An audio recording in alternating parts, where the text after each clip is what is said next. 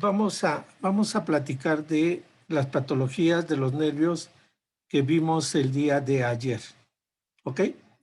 No me voy a meter con el olfatorio ni el óptico porque es toda una especialidad. O sea, realmente las patologías visuales depende de qué estructura esté lesionada. Si es una retina, si son los lentes, la córnea, el cristalino, el humor acuoso, el humor vítreo, o sea, los medios refringentes, ¿sí? Entonces, si se afecta a cada uno de ellos, pues tenemos diferentes patologías. Si se afecta la retina, si se afecta el nervio o el quiasma o el tracto óptico, o si hay lesiones en el área visual. Entonces, pues realmente ahí es toda una especialidad para hablar de toda la patología visual. ¿Ok? Lo mismo vamos a dejar el sistema olfatorio para más adelante. Pero podemos platicar de los nervios que salen del tallo cerebral. Y el primero que vimos fue el oculomotor.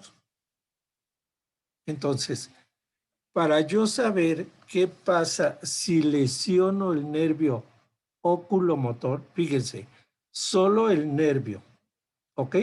Una patología que esté afectando las neuronas que componen el nervio oculomotor. Primero tendremos la neurona eferente somática general y sabemos que inerva al recto superior, al recto inferior. Ok, se paralizan. Pues no tengo movimientos, ¿sí? Hacia arriba y hacia abajo, ¿de acuerdo? ¿Por qué? Porque tengo una oftalmoplegia de esos dos músculos. Pero también inerva al recto interno. Entonces, si paralizo el recto interno, el recto externo no, ese permanece normal porque está inervado por el nervio abducens. Entonces, como este músculo recto lateral está bien, basta que se contraiga tantito, ¿sí? Ya les decía, el simple tono del músculo hace que inmediatamente el globo ocular se vaya hacia afuera, en dirección hacia el músculo que está en estado de contracción. Y entonces ese globo ocular afectado, pensemos que es el lado derecho. Ese ojo se va a dirigir hacia afuera. El simple hecho de que se vaya hacia afuera y el otro ojo, el izquierdo, tenga movimientos normales, llega un momento en que cuando este ojo se mueve hacia afuera y este está jalado hacia afuera, presentamos un estrabismo divergente. Entonces, un dato clínico importante de lesión del 3 es estrabismo divergente, porque el 6 lo jala hacia afuera. ¿Ok? Cuando el paciente llega a ustedes a consulta, lo primero que vamos a ver es que no puede abrir bien el ojo derecho. Quedamos que está afectado el 3.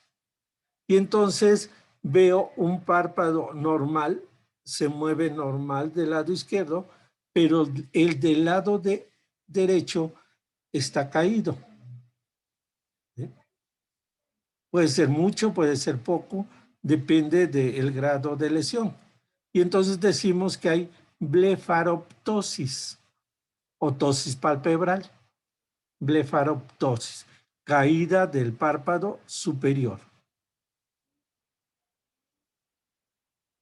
¿Ok?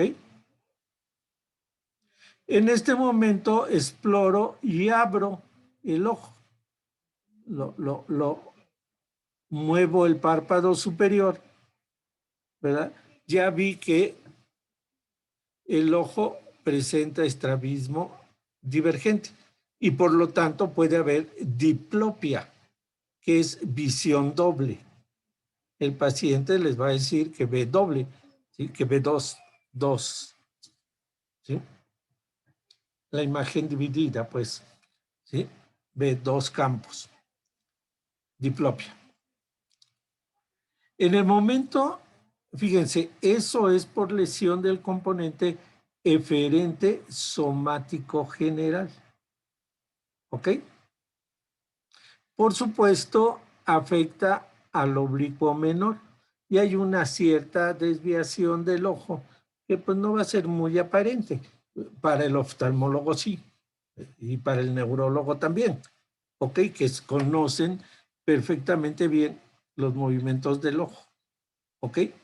Y el movimiento ocular depende de cómo estoy posicionado, qué veo, hacia dónde dirijo la mirada, cómo están mis ojos, en fin, y hacen infinidad de pruebas para ver realmente los movimientos de los músculos. Pero lo que es aparente es blefaroptosis, estrabismo divergente y diplopia. Esos son los signos que se van a presentar cuando tengo lesión del componente eferente somático general. Ah, pero también lesioné el eferente visceral general. Esa neurona va a dar órdenes motoras al músculo circular del ojo para que se contraiga. Entonces, si yo prendo la luz del consultorio o la apago, ¿verdad? Si la luz está prendida y veo ambos ojos, lo voy a ver, ¿sí? Si está encendida la luz y veo ambos ojos, voy a ver que está un poquito más contraído que este. Este no puede contraerse, está paralizado, ¿sí? Porque se afectó el componente eferente visceral general. Y entonces el ojo afectado va a tener midriasis. No entra en miosis al prender la luz. Siempre que ustedes lanzan un rayo luminoso a un ojo, va a entrar en miosis. Bueno, al prender la luz, la apago, estoy probando al paciente, la prendo, y en ese momento yo esperaría que ambas pupilas se cerraran. Sin embargo, esta no puede, porque no hay neuronas que lleven información para que se contraiga el músculo circular del iris. Y tampoco hay neuronas que van al músculo ciliar. Acuérdense que el músculo ciliar está alrededor del iris, ¿verdad? Es la continuación del iris, de la túnica media, y este músculo, si estuviera normal, se contrae, y quedamos que al contraerse los ligamentos suspensorios se aflojan y el cristalino se abomba. Entonces, si yo le digo al paciente, cierre el ojo izquierdo y ahora lea esto, y le pongo algo, no va a ser capaz de leerlo bien, no va a poder enfocar objetos cercanos, va a tener dificultad. ¿Queda claro? ¿Sí?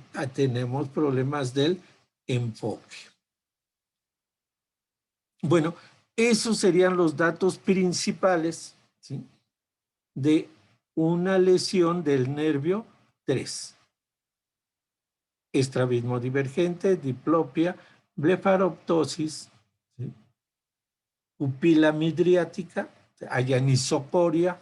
Anisocoria quiere decir que tienen diámetros diferentes, ¿verdad? ¿Sí? Las parálisis de los músculos se llaman oftalmoplegia del 3, ¿sí? ¿Ok? Y dificultad para enfocar objetos cercanos por parte de ese ojo. Bueno, eso da... Sí, Dice una compañera si la puede dejar entrar. claro que sí, claro que sí. Gracias. De nada.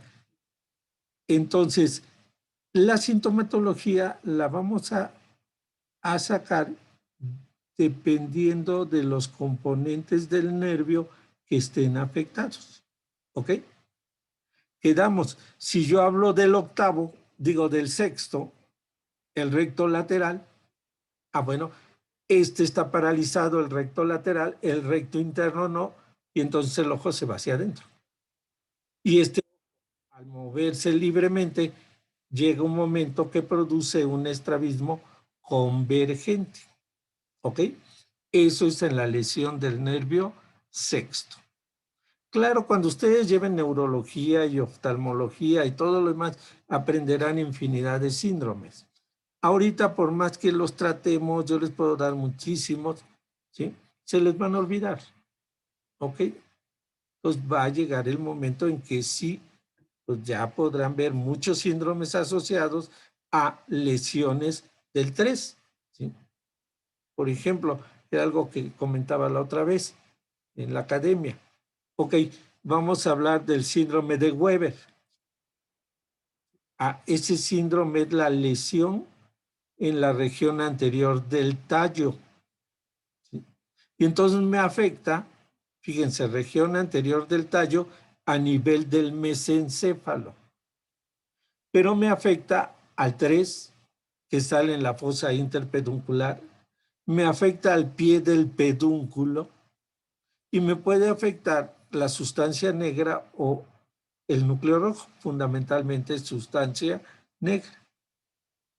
Y entonces tengo que en ese momento decir, bueno, en el síndrome de Weber voy a tener lo que acabamos de mencionar del 3, pero le agrego, por ejemplo, lesiones del fascículo córtico nuclear o córtico espinal, ¿sí? Porque desciende por ahí. Y si afecta la sustancia negra, pues puedo tener movimientos anormales tipo Parkinson, un parkinsonismo. ¿Sí? Bueno, en ese síndrome ya estoy afectando más estructuras. ¿Sí? Y en mesencéfalo, por ejemplo, hay muchos, de Benedict, de von Monacot. Ustedes pueden agarrar en internet y poner síndromes de mesencéfalo, o síndromes de puente, o síndromes de bulbo, y les van a salir infinidad. Y dependiendo de las estructuras que están lesionadas, es la sintomatología que va a presentar el paciente. ¿Ok? Platicábamos del nervio trigémino. ¿Sí? El nervio trigémino tiene 3 componentes funcionales. Trae toda la sensibilidad general del macizo facial, ¿sí? De las meninges, sobre todo, bueno, de la dura madre. La mayor parte de la dura madre craneal está inervada por el trigémino. Y tenemos cefaleas meningeas, ¿sí? Entonces, puedo tener dolor de cabeza por irritación meningea y está afectando a un trigémino. ¿Sí? ¿Ok? Inerva todos los dientes. Bueno, todas las patologías dentales tienen que ver con dientes, desde el dolor hasta el bloqueo para tratarlos. ¿Sí? Inerva gran parte de las mucosas del macizo facial. Mucosa nasal, conjuntiva, córnea, ¿sí? El contenido orbitario, ¿sí? Mucosa de la lengua. Si hablamos de lengua, ¿verdad? Pues tengo que decir, la sensibilidad general está dada por el trigémino.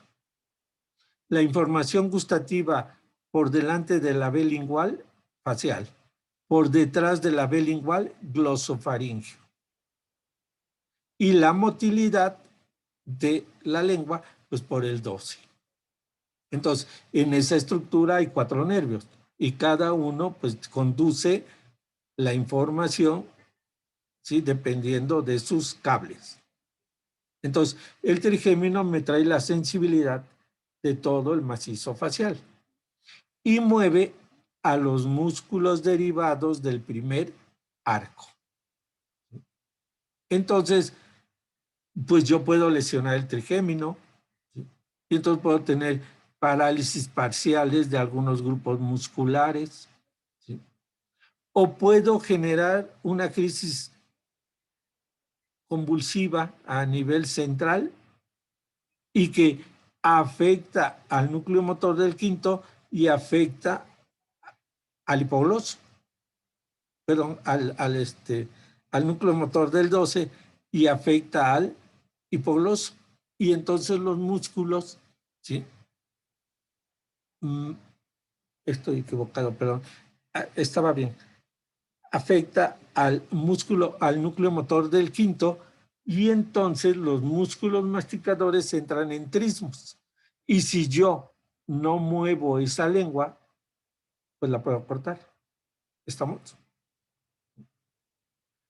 Si yo lesiono el fascículo córtico nuclear o el nervio hipogloso, pues voy a tener parálisis de los músculos linguales. Y entonces, ahorita que veamos el 12, vamos a ver hacia dónde están las lesiones. ¿Ok? Bien, entonces, en el trigémino, el trismus, la contractura del macetero es sumamente importante. ¿Ok? Como una patología del quinto, que depende pues, de algún problema a nivel central. Ya habíamos también platicado, el estrés, el simple estrés puede generar estimulación de neuronas corticonucleares al núcleo motor, al núcleo motor del 5 y hacer que la mandíbula siempre esté apretada, incluso cuando estamos dormidos. ¿Sí? ¿Ok? Entonces tenemos la mandíbula, ¿verdad? Y claro, esto también puede generar alteraciones en los dientes. Muchas personas que son nerviosas, que presentan este tipo de contracturas, rechinan los dientes y al final terminan, ¿verdad?, con un desgaste importante. Bueno, pues todo eso se relaciona con nervios, ¿verdad?, o patologías centrales. ¿De acuerdo? Eso de apretar los dientes también pasa con la ansiedad, ¿no? ¿Con qué? Con la ansiedad. Sí, el estrés. El simple estrés te produce contractura del macetero, ¿verdad?, y movimientos involuntarios. Y entonces en las noches hay que ponerse guardas, porque al final, al paso de los años, esos dientes se van haciendo pequeños y pequeños. ¿Sí? Y pues hay que hacer tratamientos dentales generales. ¿Ok? Entonces, muchas veces es necesario dar terapia psicológica para quitar ese estrés y ayudar a que no se presente. O pues el tomar X medicamentos para evitarlo, ¿no? Entonces, los tratamientos van a ser diversos. Nos habíamos quedado en el nervio facial, ¿sí? Y es lo mismo. Si yo quiero ver la patología del facial, me tengo que enfocar a el área 4, el fascículo córtico nuclear, el núcleo motor del 7, las neuronas eferentes viscerales especiales que van a los músculos derivados del segundo arco braquial, ¿sí? Y ellos son los músculos de la expresión facial y algo más, entre ellos el músculo del estribo. ¿Ok? Bueno, si afectamos cada uno de los músculos de la expresión facial, pues vamos a tener diferentes manifestaciones, ¿sí? Si yo, claro, afecto los músculos inferiores, se quedan paralizados. Si es del lado derecho, los músculos del lado izquierdo jalan, jalan la boca. Y entonces tengo desviación de la boca hacia el lado contrario de la lesión. Si no puedo mover el orbicular de los ojos, está paralizado, no puedo cerrarlo. Y entonces, pues puedo tener problemas, sobre todo en córnea, en conjuntiva, se van a irritar, ¿sí? ¿Ok? Porque no puedo cerrar y está a la intemperie. Y si le agregamos que el facial inerva la glándula lagrimal y no hay orden esa glándula lagrimal, pues no produzco lágrimas. Y luego lo tengo abierto, pues voy a tener problemas con el epitelio corneal en forma importante. inerva al músculo del estribo. El músculo del estribo tiene una función. En ruidos intensos, tensa la ventana oval. La pone tensa, la jala. ¿Para qué? Para disminuir el estímulo a nivel de ventana oval. Y entonces, como está paralizado, ya no hay quien la tense. Y el paciente dice o llega, oiga doctor, me molestan mucho los ruidos. El paciente con parálisis facial. Ah, bueno, entonces pues hay que ponerle un tapón. ¿Sí? Hay tapones que se ponen y ya no entra el sonido y mejora su problema. Ayer hablábamos, hay que ocluir el ojo en las noches, poner crema para mantener humectada la córnea, etc. Y además tratar la parálisis. Si es una parálisis de Bell's o periférica, ya quedamos que ustedes como médicos generales la pueden tratar. ¿Sí? Y si estudian muy bien el tratamiento de parálisis facial, les va excelentemente bien a los pacientes, siempre y cuando se presenten inmediatamente con el médico. Claro, si se presentan una semana o 2 semanas después de que se presentó su parálisis, olvídenlo, ya tiene alteraciones musculares, quedamos que hay atrofias, y entonces va a quedar con sus desviaciones, lo van a poder tratar, pero va a quedar con secuelas. ¿Sí? ¿Por qué no una parálisis central? Las parálisis centrales tienen una característica, son permanentes, ¿sí? No se quitan. Así les den el tratamiento que les den, siempre van a quedar con esa parálisis, ¿ok? O con secuelas de esa parálisis. Siempre se van a ver. Entonces, si alguien presenta una parálisis facial central, siempre van a verle ahí la secuela. Si hay una parálisis periférica y ustedes la tratan perfectamente bien, no quedan grandes secuelas. ¿Estamos? Se llegan a ver ahí diferentes diferencias entre una arruga, un movimiento en la cara, ¿sí? Pero son mínimos. Pero en las parálisis centrales generalmente son permanentes. Y las Doctor, centrales hay que hacer infinidad de estudios para determinar qué es lo que la está condicionando. Sí, díganme. ¿una parálisis central puede ser congénita? Solo que sea traumática, ¿sí? Pero congénita sí que no. Es que, bueno, yo tengo una hermana que Sí. tiene síndrome de Moebius y ellos dicen que Y, son lesiones del nervio trigémino. Entonces, sí, pero vienen acompañados de otras manifestaciones. Volvemos a lo mismo. Hay infinidad de síndromes en embriología que pues van a ser el bebé y van a ser con patologías, así como habíamos platicado, no sé si habíamos platicado, por ejemplo, el aumento de la presión intraocular, ¿sí? Congénita. ¿Ok? El niño nace con glaucoma. ¿Ok? Y ya. Entonces, hay varios síndromes, depende del síndrome que haya tenido tu hermano, que sí se acompañan de datos de ese tipo. ¿Ok? ¿Sí? sí, doctor, gracias. Ok. Sí, es como si dijéramos, bueno, tengo un meningocele o un mielomeningocele. Pues depende, o una mielosquisis, depende de dónde fue, a qué nivel, etcétera. Y entonces, pues vamos a tener a un niño que si nace, quizás no camine, quizás tenga problemas serios a la locomoción, etcétera, ¿no? Entonces, en medicina, pues van a estudiar todo esto, ¿sí? Hay infinidad de síndromes, así como el de Weber, así también hay pontinos, ¿verdad? Que se caracterizan por otras sintomatologías, aparte de una parálisis facial.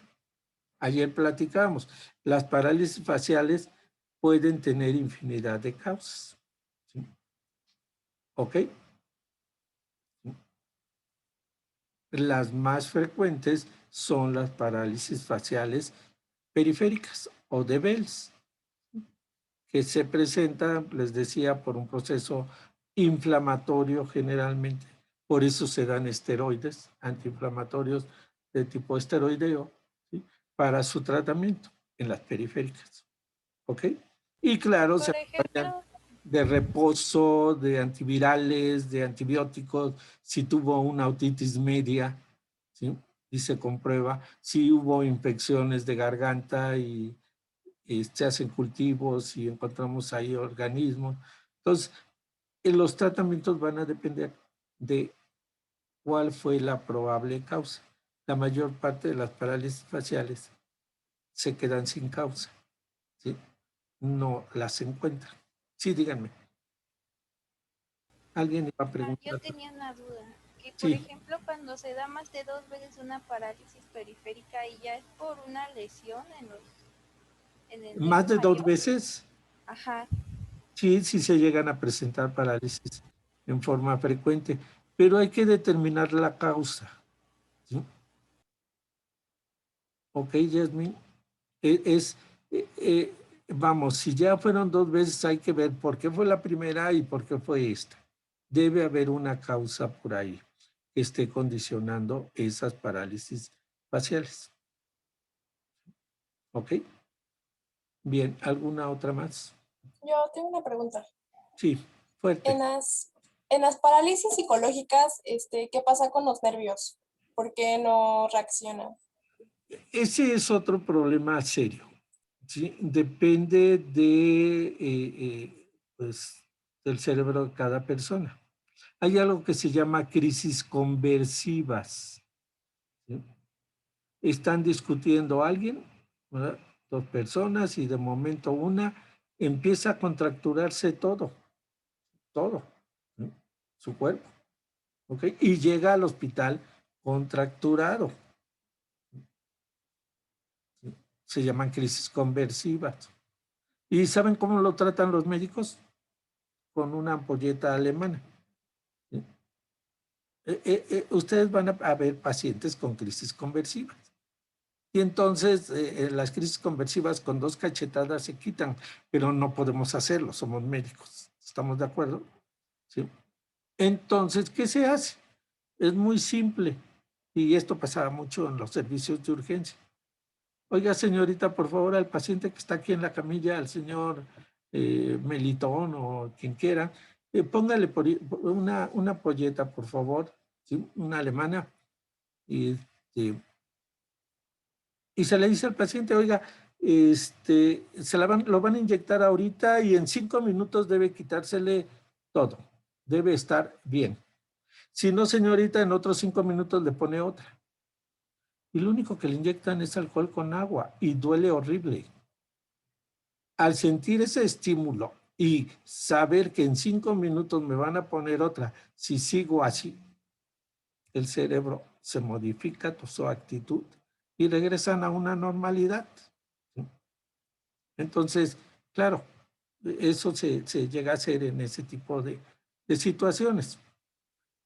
Estados de estrés, por ejemplo, la chica tuvo relaciones, ¿verdad?, y no le baja.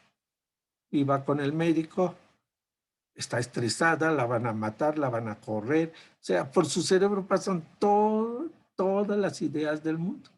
Ok, se anima, va con el médico o con el amigo médico, platican, ¿verdad?, hacen cuentas, toman el ciclo menstrual, todo, y al final el médico dice, no, pues no está embarazada, está estresada.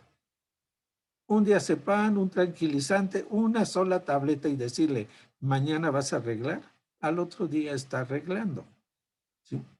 Entonces, su sistema límbico influye de muchas maneras en todo, en sus sistemas motores, en sus sistemas endocrinos, en sus sistemas neurovegetativos, ¿sí? Es típico examen en el auditorio y mínimo 10 personas de 300 se paran porque tienen diarrea, tienen que ir al baño. Y claro, otras tantas a ver el acordeón.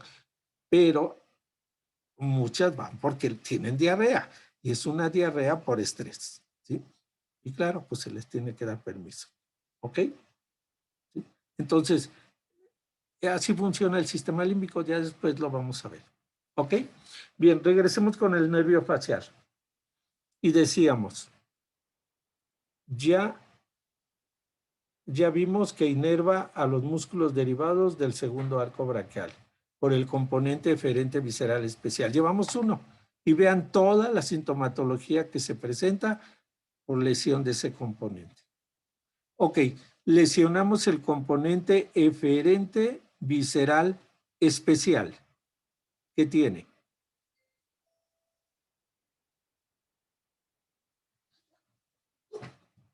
También se afectó esas fibras. ¿Qué va a tener? ¿Qué conduce? Aferente visceral especial, aferente visceral especial del 7. Información del gusto de los 2/3 de adelante de la lengua. De la lengua. Entonces, ¿qué va a tener el paciente si está afectado? Pérdida del gusto por delante de la B lingual. Y entonces uno lo explora. Aparte de que tiene su boca chueca, ¿sí? Vamos a explorar esa región corporal para ver si capta información gustativa o no. Tiene lesión del componente eferente visceral general. Eferente visceral general, que inerva. Las glándulas lagrimales, submaxilares y sublinguales. Exacto. Tenemos una glándula lagrimal principal en el ángulo superoexterno de la órbita, pero tenemos infinidad de glándulas lagrimales a nivel de conjuntiva. ¿Ok? Bueno, se quedan sin inervación. Entonces, no hay producción de lágrimas por parte de las glándulas lagrimales. Y eso sí es grave porque me va a producir, ¿sí?, sequedad en el segmento anterior del ojo, afectando conjuntiva y córnea. ¿Ok? Inerva las glándulas lagrimales sublingual y submaxilar. Bueno, ahí no tenemos problemas porque tengo la parótida y el glosofaringeo está bien. Entonces, no me da tanta sintomatología, no me preocupa eso, pero sí me preocupa la producción lagrimal. ¿Ok?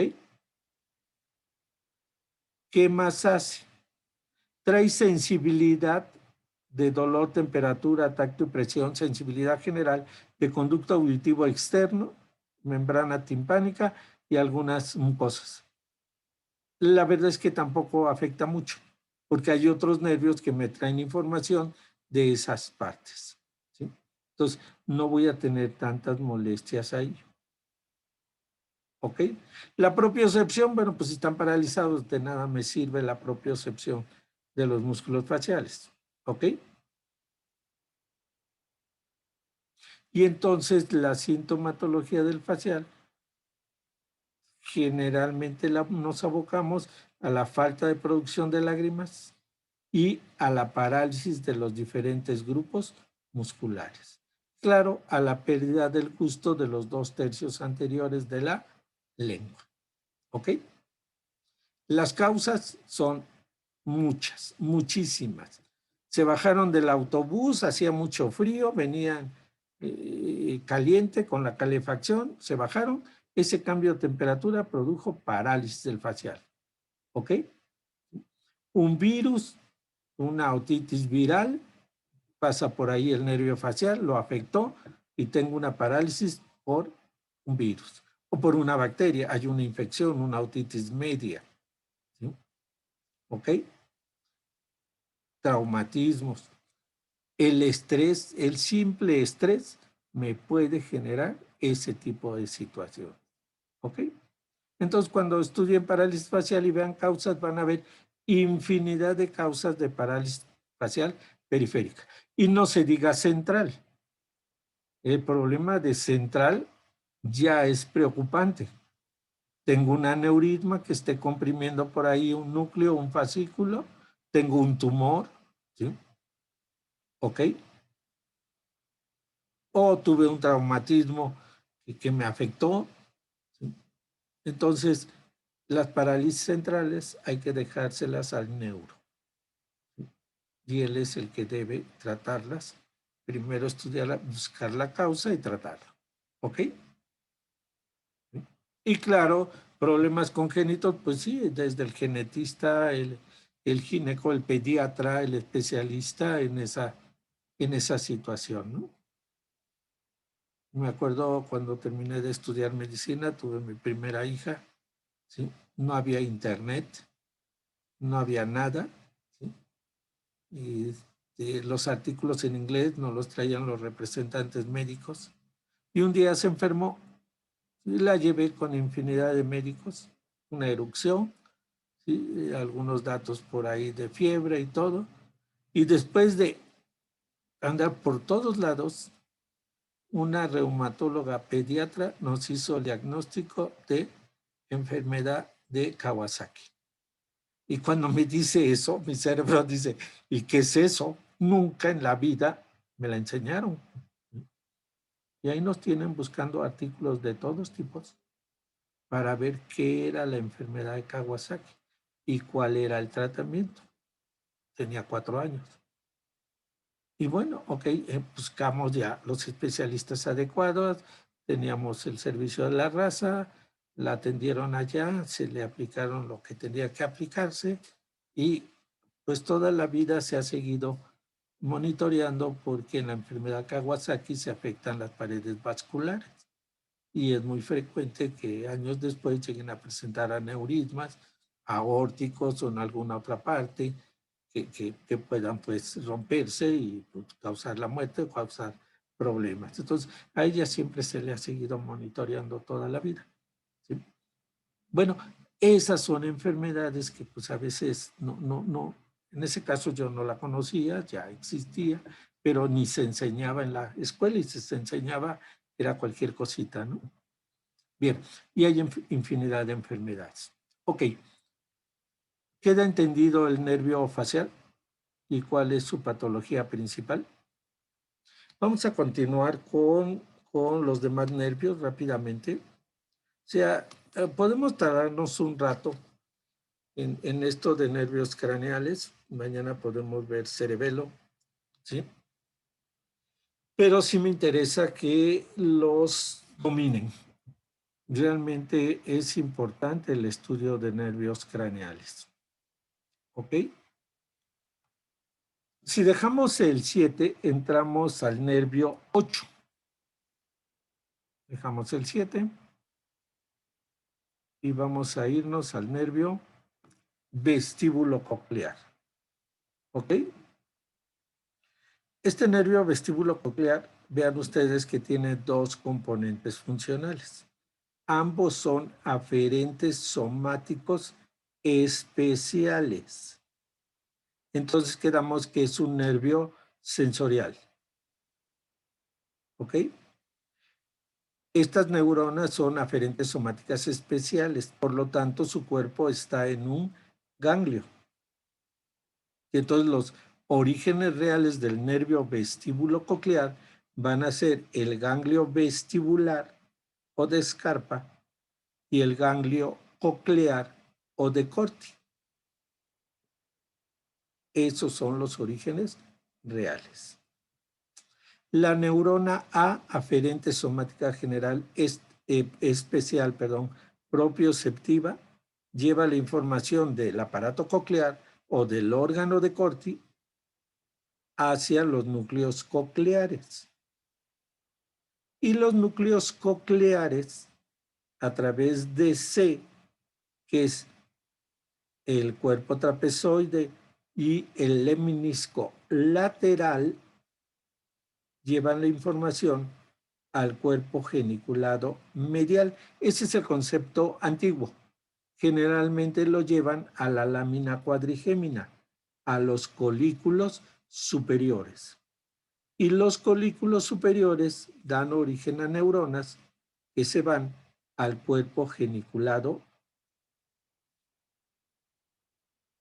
aquí medial, es audición, cuerpo geniculado medial, y perdón, es lámina cuadrigémina o colículo inferior, es auditivo, no superior, perdón.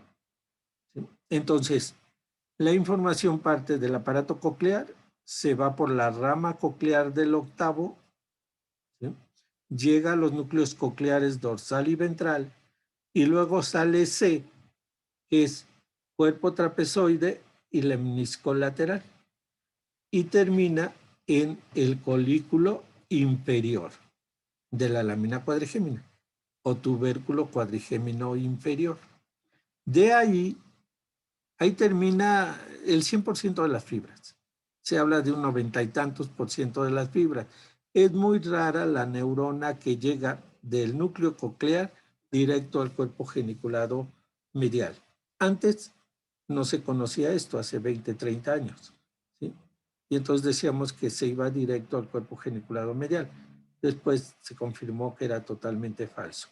El 90 y tantos % de las fibras se van a la lámina cuadrigémina o tubérculo cuadrigémino inferior, y de ahí neuronas parten al cuerpo geniculado medial. Y el cuerpo geniculado medial manda neuronas genículo corticales al área 41, que es el área auditiva, que vamos a ver más adelante. ¿Ok? Bien. Por el otro lado, el nervio vestíbulo coclear tiene una neurona aferente somática especial propioceptiva, no general, es especial. Entonces su cuerpo está en el ganglio vestibular, aquí lo vemos, o de Scarpa. Y entonces mando la información que ya habíamos platicado. ¿Qué es lo que capta el aparato vestibular? Sentido de gravedad, movimiento y aceleración lineal. Eso lo captan unos receptores que se llaman máculas. Y hay otros receptores que se llaman crestas. Esos captan movimiento y aceleración angular, vueltas. ¿Ok? Esas son las crestas. Máculas, sentido de gravedad, tengo los pies sobre la tierra, ya no están tocando el piso, y movimiento y aceleración lineal. Bueno, esa información es enviada al tallo cerebral por esta neurona a los núcleos vestibulares, que son 4, superior, inferior o espinal, medial y lateral. Y estos núcleos, vamos a ver que establecen infinidad de conexiones. Aquí solo se presentan las fibras vestíbulo-cerebelares para llevar la información al cerebelo y que él controle el equilibrio. ¿Ok? Para eso le sirve, para manejar las órdenes de equilibrio. ¿Ves? ¿Ok?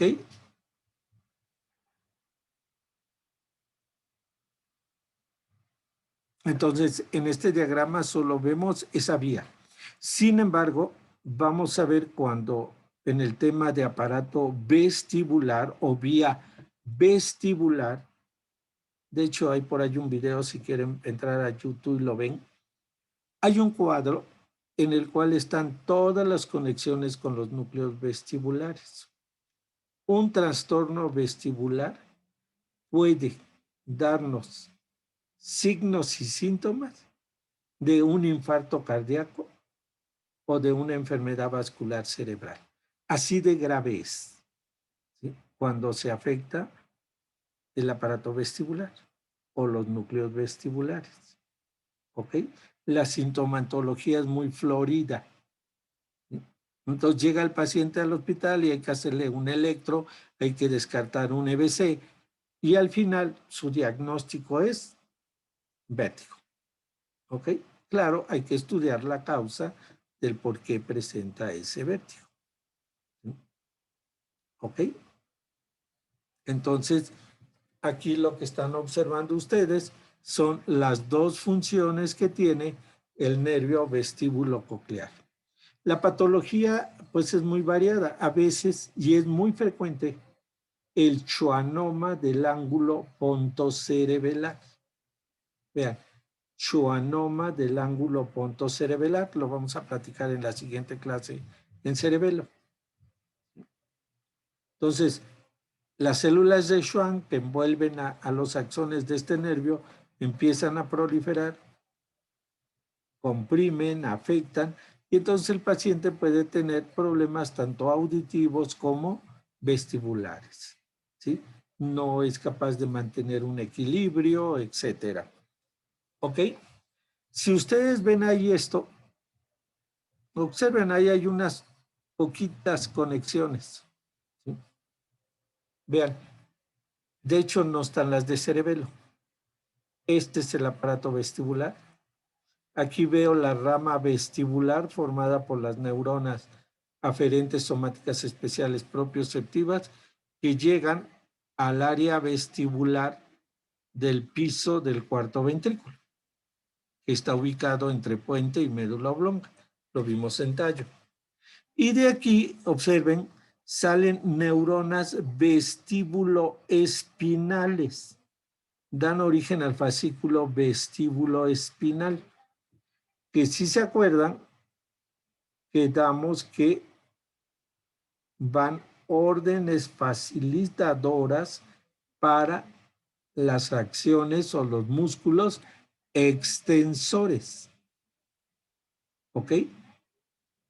En el momento en que habíamos platicado, estoy platicando con alguien y llega otra persona corriendo y me empuja, en ese momento pierdo el equilibrio. Lo capta el aparato vestibular, lo envía a los núcleos vestibulares y estos automáticamente a través de los fascículos vestíbulo-espinales descendentes se van al asta anterior y facilitan el que mi mano se vaya hacia la persona que está junto para detenerme y no caerme. Y si no lo logro, extender ambas extremidades superiores hacia el piso para no golpearme la cara. Bueno, esas acciones son extensoras y son facilitadas por este grupo de núcleos. Por el otro lado, ven otras conexiones hacia arriba. Vean que establece conexiones con los 3 núcleos oculomotores. Del 3, del 4, del 6. A través del fascículo longitudinal medial. Se llama fascículo longitudinal medial. No lo confundan con lemnisco medial. Fascículo longitudinal medial. Si este fascículo está afectado, voy a tener nistagmus. Nistagmus.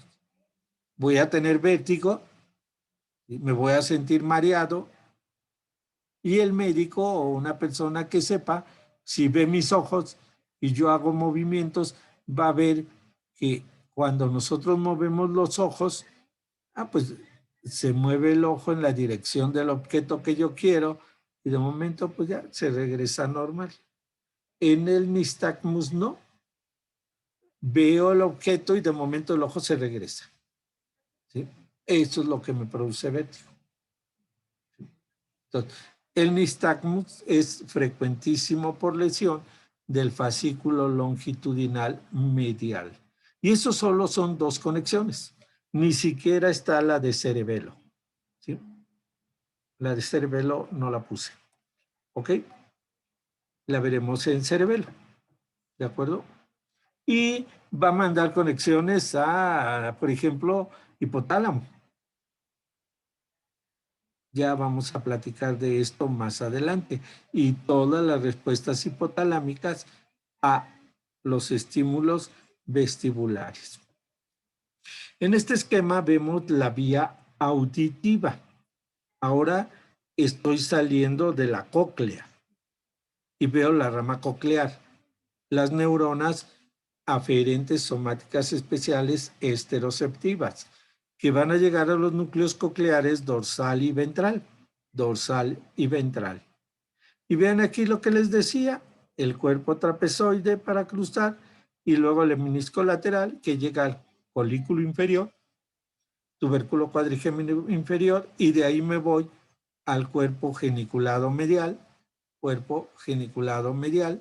y de ahí neuronas genículo-corticales, ¿sí?, me llevan hasta el área 41. Y esa es la vía auditiva. Entonces, si se la aprenden desde ahorita, cuando veamos vía auditiva, pues ya veremos otras cosas de ella. ¿Ok? Todas las conexiones que se presentan en la vía auditiva. Este es el esquema general. Entonces, en sus exámenes actuales y del segundo parcial, pues les van a preguntar, ¿dónde se originó el menisco lateral? Ah, pues en los núcleos cocleares, dorsal y ventral. ¿O dónde se originó el cuerpo trapezoide? ¿Qué conducen estas estructuras? Información auditiva. ¿Dónde termina el menisco lateral? En el colículo inferior. Las 5 cosas de siempre. ¿Ok? ¿Alguna pregunta? ¿No hay? Si me voy al nervio glosofaringeo, es un nervio complejo, igual que el facial. Tiene los mismos componentes, 4 aferentes y 2 eferentes. ¿Ok? Quedamos que si yo me aprendo los componentes aferentes, ¿sí?, sé sus orígenes reales. Y entonces veo aquí el origen real del glosofaringeo, el núcleo mesencefálico. Y veo el ganglio B. ¿Cuál sería ese ganglio B del componente aferente somático general? Se llama ganglio ¿qué? Ya deberían saberlo. ¿Es el yugular? Es el yugular. Y quedamos que las neuronas aferentes viscerales especiales y aferentes viscerales generales comparten su ganglio. ¿Cuál es?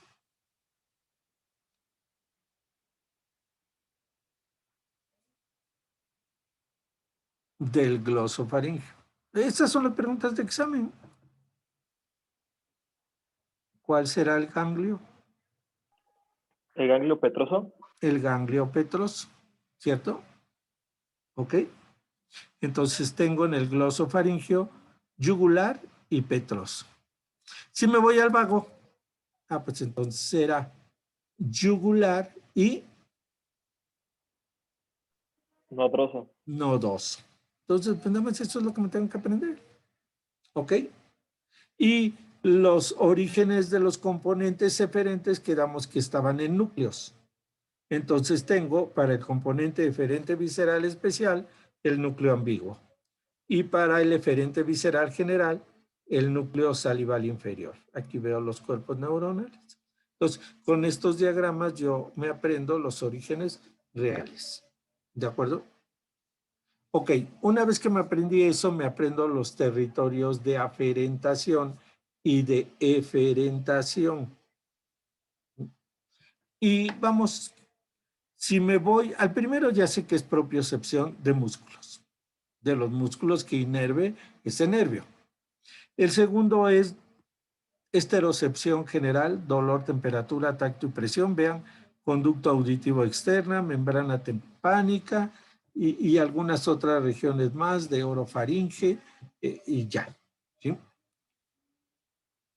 Recibe información gustativa del tercio posterior de la lengua. Bueno, cuando comemos, ok, la sensación gustativa la captamos por detrás de la B lingual. ¿Sí? ¿Ok? Esa es la zona gustativa. En el territorio de aferentación del glosofaringeo, lo más importante de todo es el seno y corpúsculo carotídeo. Seno y corpúsculo carotídeo, que está en la bifurcación de la carótida común o carótida primitiva. Allí están esos receptores. Y son vitales para la quimiorecepción, la presorecepción, etcétera, ¿no? ¿Sí? Para todo lo que hacen estos dos receptores importantísimos. Y claro, traigo información, vean, en forma muy importante de orofaringe, nasofaringe, istmo de las fauces, tuba faringotimpánica, etcétera. Todas esas regiones van a corresponder a glosofaringe.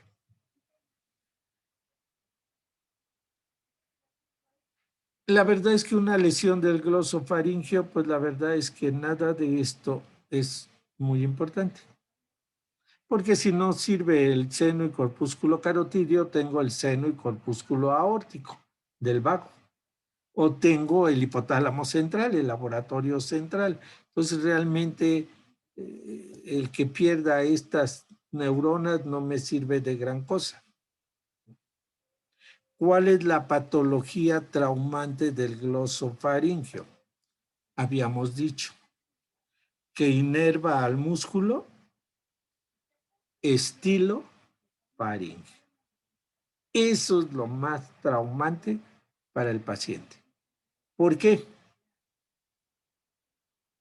¿Cuál es la función del músculo estilofaringeo? La deglución. La deglución. Y un paciente que no puede deglutir es mortal. ¿No podemos comer? No puede comer materialmente. ¿Sí? O sea, no le importa si hay gusto o no hay gusto, si hay sensibilidad o no hay sensibilidad, nada. ¿De acuerdo? La patología más dramática es la parálisis del músculo estilofaringeo. Por supuesto, va a inervar la glándula parótida y va a disminuir en forma importante la producción de saliva.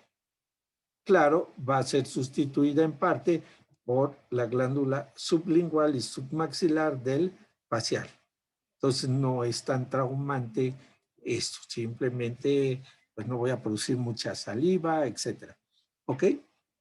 Entonces, el problema más serio del glosofaringeo es la pérdida de la deglución.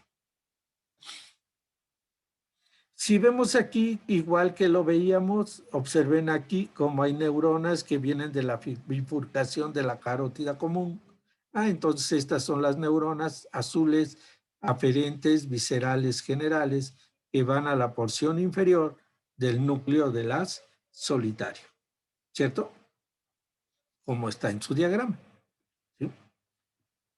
Viene de aquí la neurona y voy a la región inferior del núcleo de las solitario. Y de ahí, a través de vías inespecíficas, me voy a formación reticular. ¿Ok? Entonces, de aquí, ¿a dónde mando la información? A formación reticular. La porción inferior del núcleo de la solitario establece conexiones con formación reticular. ¿Ok? Recibe viscerocepción de estructuras cefálicas, esa es su función, y las manda a los diferentes núcleos de la formación reticular a través de vías inespecíficas.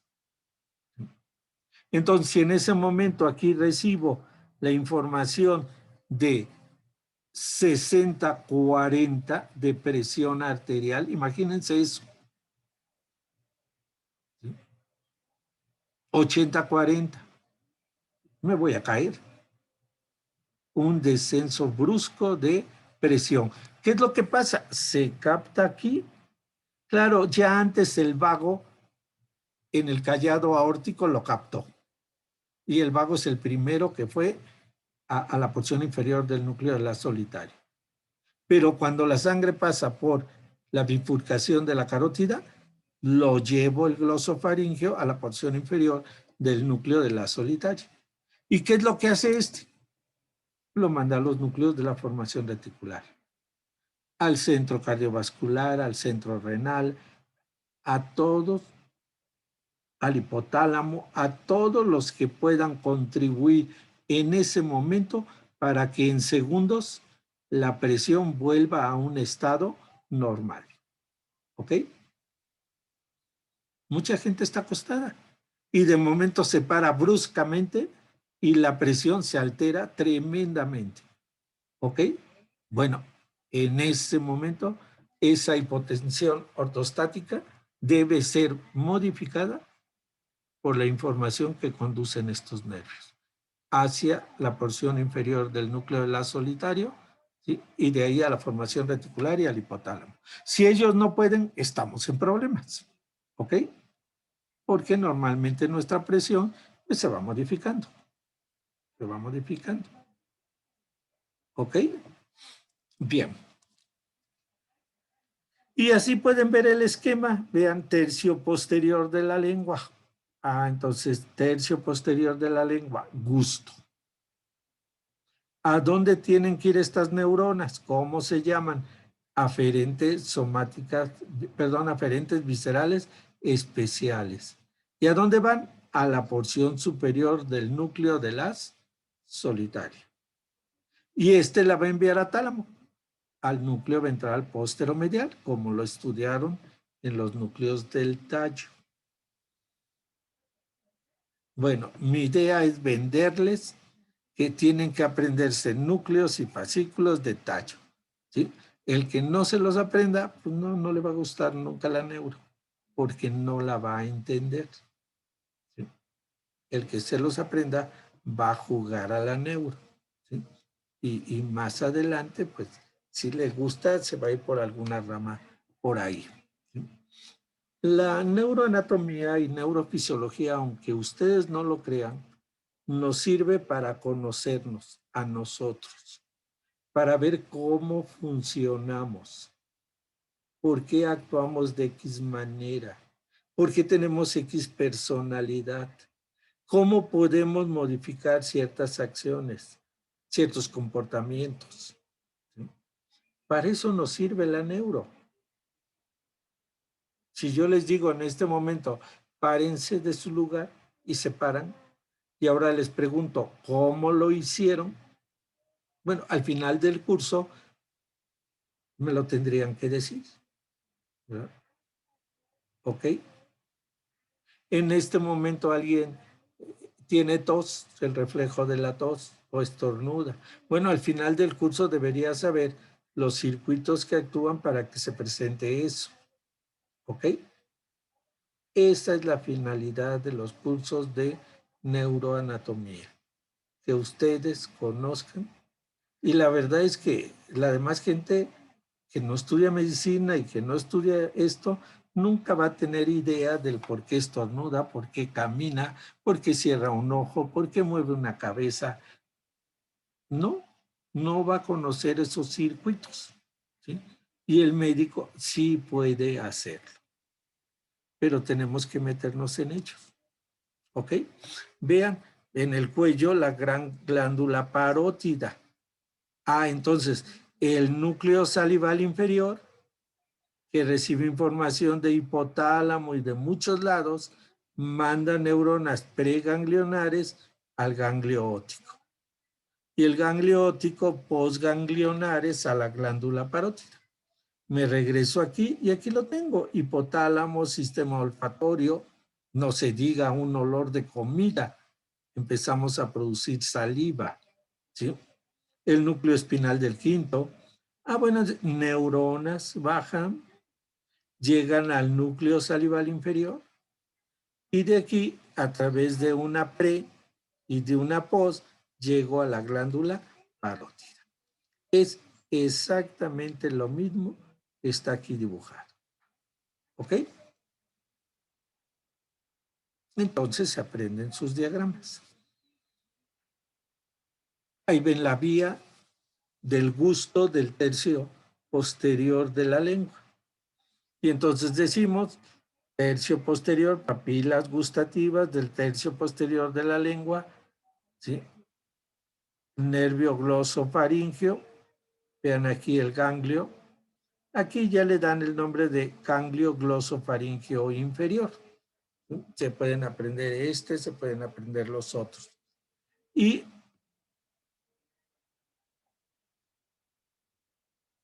ya creemos que es petroso, sube y llega a la porción superior del núcleo del haz solitario. ¿De ahí a dónde lo llevo? A tálamo. Claro, esta es una vía simplificada. Y de aquí a la corteza 43, área 43. Sin embargo, cuando veamos vía gustativa, vamos a ver que vamos a llegar a un núcleo gustativo a nivel del puente, que voy a llegar al hipotálamo o al área hipotalámica lateral, que es el centro del hambre y la saciedad, ¿sí? Y así sucesivamente, para explicar todos los fenómenos que ocurren cuando captamos un sabor. ¿Ok? Y cuáles son las manifestaciones que presentamos en el trayecto de esa vía. Por eso tenemos una clase de vía gustativa. ¿Sí? Ok, pero pues desde ahorita hay que aprenderse por dónde va. La parótida, vean el hipotálamo, ¿sí? El área hipotalámica lateral, manda neuronas hacia el núcleo salival inferior porque ya se desencadenó el sentido del hambre, ¿verdad? Vamos a empezar a comer, necesito saliva, lo mando a través del fascículo longitudinal dorsal al núcleo salival inferior. Entonces me regreso y ahora ya sé que N es el fascículo longitudinal dorsal. ¿Ok? Entonces, fascículo longitudinal dorsal, llego al núcleo salival inferior y de ahí me voy, vean, al ganglio óptico y del ganglio óptico llego a la parótida. ¿Sí? Entonces, la idea es para demostrarles que en estos pequeños resúmenes, diagramas, está la información más importante. Y ustedes tienen todo el texto inferior. ¿Sí? Entonces, se lo aprenden, por favor. Y van a ver que no van a tener problemas.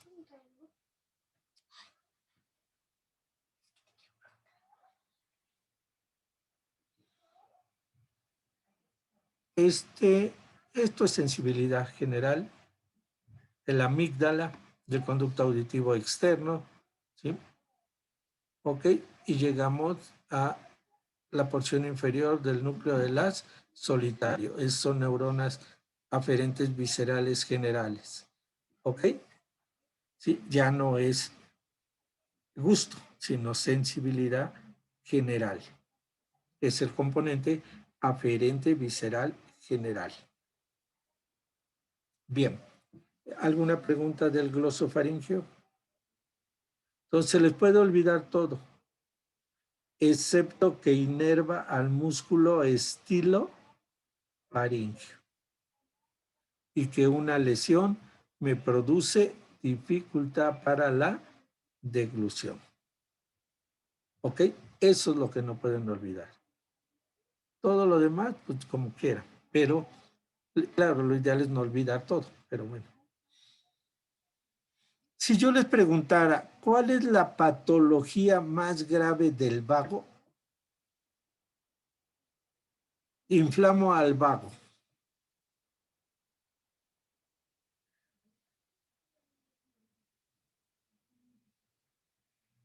¿Qué es lo que realmente me va a preocupar?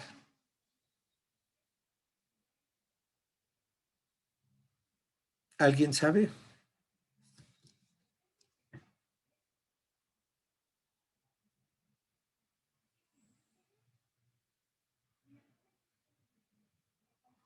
Fíjense que los fumadores en serio, de 1 2 cajetillas, de varios puros, de varias pipas, ¿sí? Los que en serio fuman y un buen día dejan de fumar porque no tienen o porque quieren dejarlo de fumar, pueden tener trastornos severos a nivel de vísceras tóraco abdominales. Porque recuerden que la PRE es productora de acetilcolina. Y la nicotina en ellos, que actúa sobre la pos y que actúa en la pared de la víscera, no se está produciendo en forma adecuada en los fumadores. Y quien está supliendo esa función es la nicotina. Recuerden que hay receptores nicotínicos. Entonces, si yo dejo de fumar y fumo en grandes cantidades, puedo tener distonías neurovegetativas. Así se llaman. Todos los trastornos de la vía de las vísceras.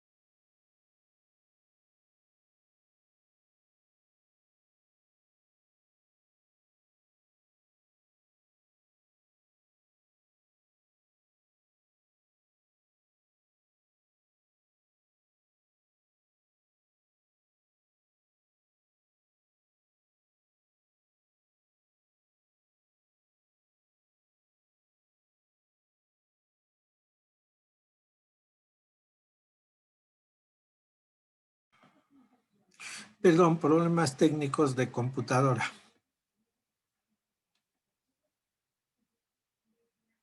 Bien, entonces decíamos que estábamos con el nervio vago. ¿Ok? Y decíamos que hay distonías neurovegetativas. ¿Ok? Diarreas, arritmias cardíacas, etc. Pero ¿cuál es la patología seria del vago? La que realmente me va a preocupar.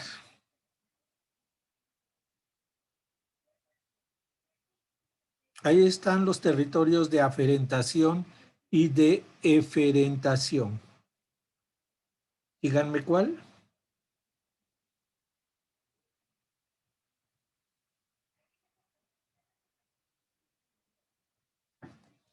Nuevamente nos vamos al núcleo ambiguo. ¿Ok? Al núcleo ambiguo.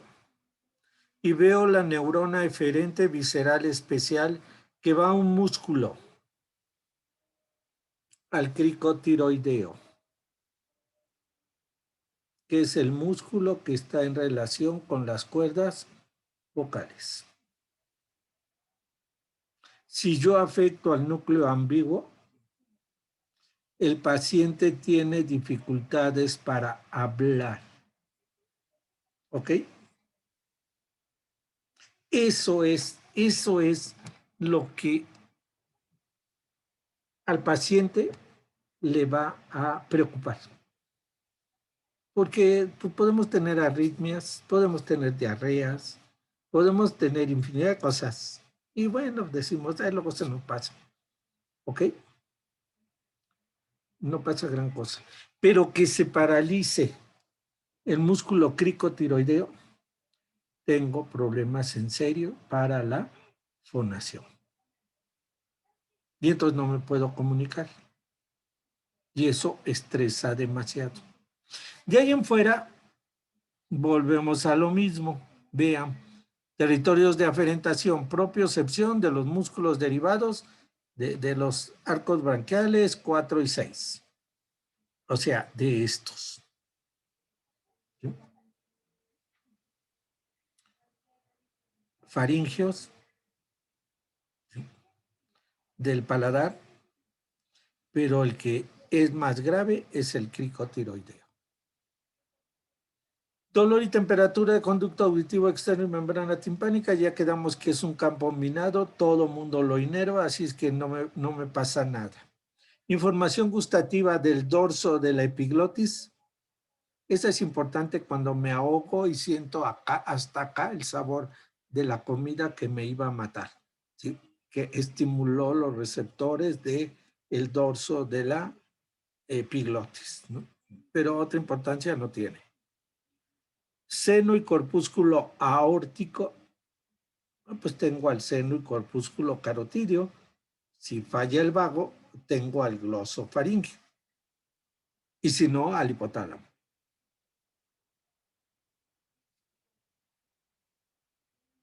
Información vasodilatadora y secretora de vísceras tóraco-abdominales. Ya quedamos. Todas las vísceras, recuerden ustedes, tienen un automatismo. ¿Ok? No es por minimizar esa función, pero piensen en un paciente que está en el quirófano, que está conectado a una máquina extracorpórea porque su corazón pues ya no funcionó. ¿Ok? Y está esperando que le llegue otro corazón. Y en esos momentos llegan en la ambulancia, en su cajita, ¿verdad?, un nuevo corazón.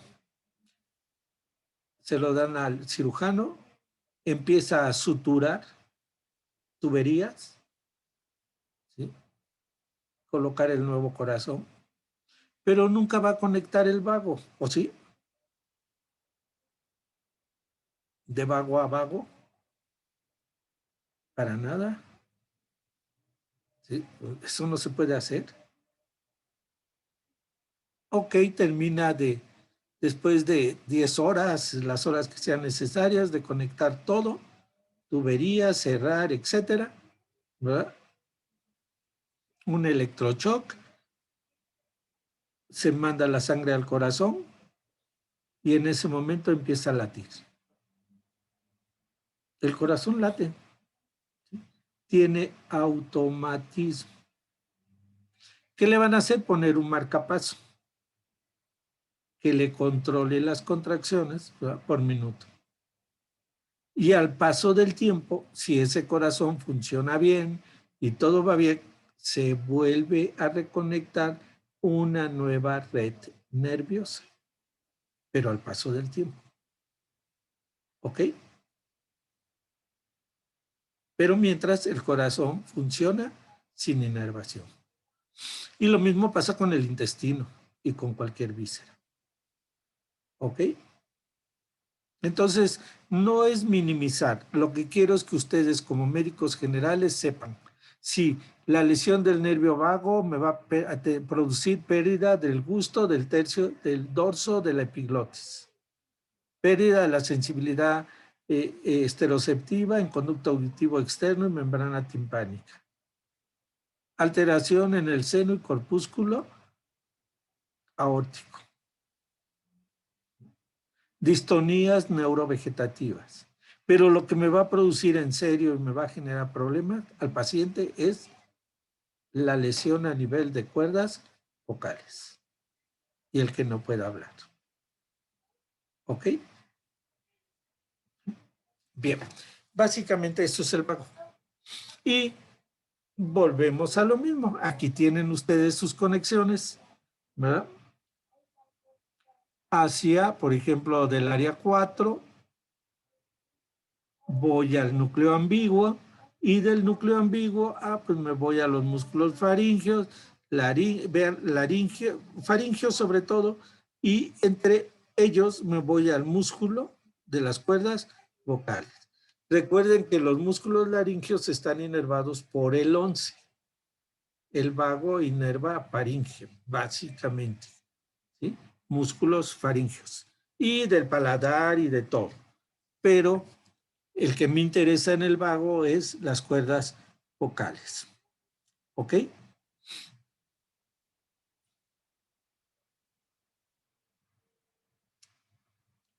¿Vamos bien? ¿Sí? Por supuesto, aquí tienen el componente que va a todas las vísceras tóraco-abdominales. ¿De acuerdo? Hasta cierta región del colon, acuérdense. Ya lo que es colon descendente, recto y todo, pues ya eso no le corresponde al bajo. Lo vieron en anatomía. ¿Sí? Aquí está el seno y corpúsculo aórtico. Seno y corpúsculo aórtico. Y pueden ir siguiendo las neuronas igual. Y dependiendo del núcleo al que van a llegar, pues van a saber si es sensibilidad visceroceptiva, por ejemplo, aquí en azul o en verde oscuro, ¿sí? Yo lo veo como, bueno, del paladar blando, vean, si voy a la porción inferior del núcleo del haz solitario, pues aferencia visceral, ¿sí? Puede ser sensibilidad visceral del paladar blando, ¿ok? Y así sucesivamente.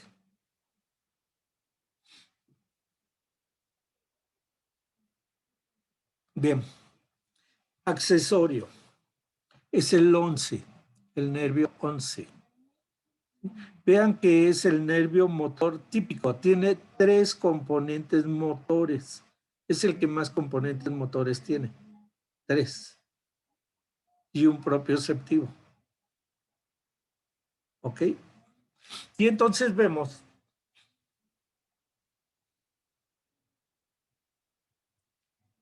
aunque ustedes no lo crean, este libro que le estoy mostrando, hay que hablarle a la editorial porque sí tiene algunos errores serios. Lo que está muy bien son sus láminas, sí, pero sí llega a tener errores serios. Sí, por ejemplo, de las astas anteriores de la médula espinal. Todo mundo sabemos que las astas anteriores de la médula espinal dan neuronas eferentes somáticas generales para mover al músculo esternocleidomastoideo y trapecio. ¿Sí? A través de su raíz espinal. Me preguntaron a veces qué era este circulito. Bueno, este es el nervio accesorio, pues, pero su raíz vulvar. Y este es el nervio accesorio, pero su raíz espinal es el que va a atravesar el agujero occipital. ¿Ok? Entonces, si yo vengo de las astas anteriores, quien me va a ordenar es el área 4, el fascículo córtico espinal. Córtico espinal, porque estoy en las astas anteriores de los primeros segmentos medulares. Y ellos mandan neuronas eferentes somáticas generales al músculo esternocleidomastoideo y trapecio. Estos no son derivados de arcos branquiales. Los que sí son derivados de arcos branquiales, y supongo que ya todos están terminando sus tareas, porque no me han enviado todos, ¿verdad? Núcleo ambiguo. También recibe información del área 4, pero el fascículo es córtico nuclear. ¿Y a dónde mando las neuronas? Vean, a los músculos de la laringe, excepto el cricotiroideo, excepto las cuerdas vocales, que son del 10. ¿Ok? Entonces, si se paralizan los demás músculos laríngeos, no voy a tener grandes problemas. Mi problema son las cuerdas vocales. Y órdenes motoras y secretoras a vísceras tóraco-abdominales. Pero eso lo hace el vago. Yo soy el accesorio, el chalán del 10. ¿Sí? Entonces, ¿cuál es la patología principal del 11? Tortícolis. Contractura del músculo trapecio y esternocleidomastoideo. ¿Queda claro? Claro, a veces hay unas contracciones severísimas. Y más si son centrales, son permanentes. Y entonces ustedes ven a las personas que todas tienen la cabeza chueca, nunca la pueden mover, etc. Ya les dije, las parálisis centrales generalmente son permanentes. ¿Ok? Sí, esa es la regla. las parálisis periféricas, si es el músculo, si es el nervio, nos damos tratamientos y volvemos a la normalidad. Oye, me torcí el cuello. Bueno, pues un buen masaje, ¿verdad? Y volvemos a una normalidad. Pero si es central, si la lesión está aquí, ahí tengo problemas. ¿Ok? Porque pueden ser permanentes. Bueno, y aquí se ven algunas conexiones, ¿sí?, que vienen desde el área 4, el área motora principal, ¿verdad? Y voy a llegar al núcleo ambiguo. Y del núcleo ambiguo, ¿sí?, voy a dirigirme, ¿verdad?, a través de la raíz vulvar a los músculos laríngeos, si es ambiguo. ¿Ok? Y aquí lo mismo, si es, este es vago, pero me va a dar una porción que va por el nervio 11, el accesorio. ¿Ok? Nada más que no se ve aquí. Pensé que sí se veía. Bien, hipogloso. Es el último de los nervios craneales. Es un nervio motor. La única diferencia de todos los demás es que llego al núcleo motor dorsal, núcleo del 12. ¿Quién le manda órdenes? El área 4. Si les digo, saquen la lengua, en este momento, pues su área 4 es la que manda la información al núcleo motor del 12 y a través de neuronas eferentes somáticas generales va a llevar la información a todos los músculos intrínsecos, ¿verdad?, y extrínsecos de la lengua, excepto el estilogloso y palatogloso, ¿sí?, y generamos el movimiento de la lengua. Ahora, algo que quizás deberían ustedes recordar desde el punto de vista clínico es que si yo lesiono el hipogloso del lado derecho y les digo saque la lengua, se va a desviar al lado de la lesión. ¿Ok? Y en todos los nervios vimos que era hacia el otro lado. ¿Se acuerdan? Bueno, en este caso, en lesión del hipogloso, la desviación de la lengua es hacia el lado de la lesión, por la disposición de los demás músculos que no inerva este nervio y que hacen que la lengua se vaya hacia el lado de la lesión. ¿Ok? El sistema propioceptivo es el mismo que ya vimos. ¿Ok? Y entonces aquí ven, sí es 12, vean, área 4, llego al núcleo motor del 12 y salgo, ¿sí?, para ir a inervar los músculos. La musculatura intrínseca, extrínseca, ahí están los músculos, están en sus cuadros, se los aprenden, ¿sí? Y lo importante de ello es lo que les decía, clínicamente la desviación al sacar la lengua es hacia el lado de la lesión.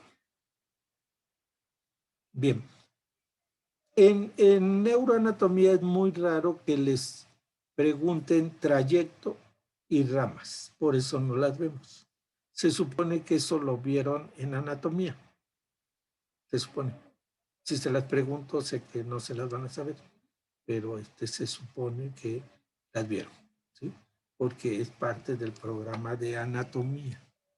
Entonces, si no las saben, pues por ahí apréndanse quizás las más importantes de cada una, ¿no? ¿Ok? Y ya vieron que si ustedes ven esquemas e integran con los diagramas, es mucho más fácil aprendérselos. Los cuadros los tienen ahí. ¿Sí? Nombre, número, orígenes aparentes, orígenes reales. Esto es lo que les van a preguntar en un examen, lo de esos cuadros. Pero esto nos sirve para pues razonar un poquito eso que me voy a aprender de memoria, ¿sí? Y decir, bueno, ¿cómo es que puedo hacer el movimiento para sacar la lengua? Ah, pues el área 4, el área motora principal recibe la orden, por favor, Fátima, saque la lengua. ¿Quién recibió esa orden? Su corteza, ¿verdad? Auditiva, la pasó al área 4, ¿sí? Y en ese momento neuronas córtico-nucleares bajan y llegan al núcleo motor del 12. ¿Y qué hacen? Ah, pues se van a la musculatura correspondiente a través de neuronas eferentes somáticas generales y pues ordenan que la lengua salga de la boca. Y entonces ya que está afuera le digo, muévala a la derecha, muévala a la izquierda. Ah, pues todo lo está haciendo el área 4. ¿Ok? Si en este momento, ¿verdad? Si ella tuviera alguna lesión o algo, pues tendríamos movimientos anormales cuando yo le digo muévala a tal lado, muévala a esto. ¿Estamos? Y entonces ya veríamos qué está pasando. Ok, pues básicamente esos nervios craneales, eso es lo que se tienen que ustedes estudiar. Miércoles y jueves vamos a ver cerebelo. ¿Sí? Mañana la clase es a las 12. Entonces, mañana empezamos cerebelo. ¿Ok? Y pues básicamente lo que vamos a... Ya les mandé la presentación y les mandé un documento pequeñísimo de 4 o 6 hojas, no me acuerdo. Todo viene en cuadros sinópticos. Hay un documento de como 20 hojas de cerebelo y la verdad es que nadie lo lee. Por ahí anda. Que alguna vez hice, pero pues mejor lean el libro. Es que cuando ya son más extensos, la verdad es que mejor me voy al libro. Es más interesante. Los cuadros son para ver lo más importante que ustedes deben dominar. Por ahí hay artículos. Si consigo algunos, dejen revisarlos. Sobre cerebelo se los mando. ¿Ok? Para que los lean. Sí les voy a estar mandando ya artículos a partir de este momento en español de algunos temas importantes para que ustedes empiecen a meterse un poquito a leer. ¿De acuerdo? Bien, ¿alguna pregunta? ¿Alguna duda? ¿Algo que quieran comentar? No, no hay nada. Bueno. Sí, profe. Sí, Samantha. Iba a comentar que vi que íbamos a, bueno, que usted nos había comentado que queríamos cambiar de la clase y así. Y vi que mandó los documentos, todo esto desde el viernes y todo eso. Creo que nos funcionó mucho hacer eso porque, no sé, a lo mejor yo personalmente sí he estado leyendo y así, igual que los demás, y creo que ya como que los demás tenemos más participación en la clase y me gusta más la clase. Pues sí, lo ideal es que participen mucho. Y de hecho, pues ayer ya les mandé lo de cerebelo. ¿Ok? Revisen sus correos, revisen a ver si llegaron.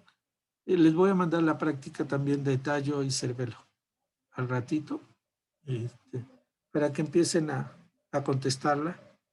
¿Ok? Y bueno, la idea es esa, que se pongan a leer un poquito más. ¿Sí? Porque pues no tenemos de otra. Hay que seguir leyendo. ¿Ok? Bien, ¿alguna otra sugerencia? Yo acepto todas las sugerencias, ¿eh? Y trato de hacerlo pues de la mejor manera para que ustedes aprendan. ¿Ok? Bien. ¿Algo más? ¿No? Ok, nos vemos el día de mañana a las 12. Por favor, alguien recuérdenmelo a las 10. La jefa de grupo o alguien. Oiga, tenemos clase a las 12, por favor. ¿Sí? Es que luego estoy haciendo muchas cosas y se me pasa. Gracias. Nos vemos mañana. Hasta luego. Gracias, profe. Cuídese. Buen día. Gracias. Gracias, doctor.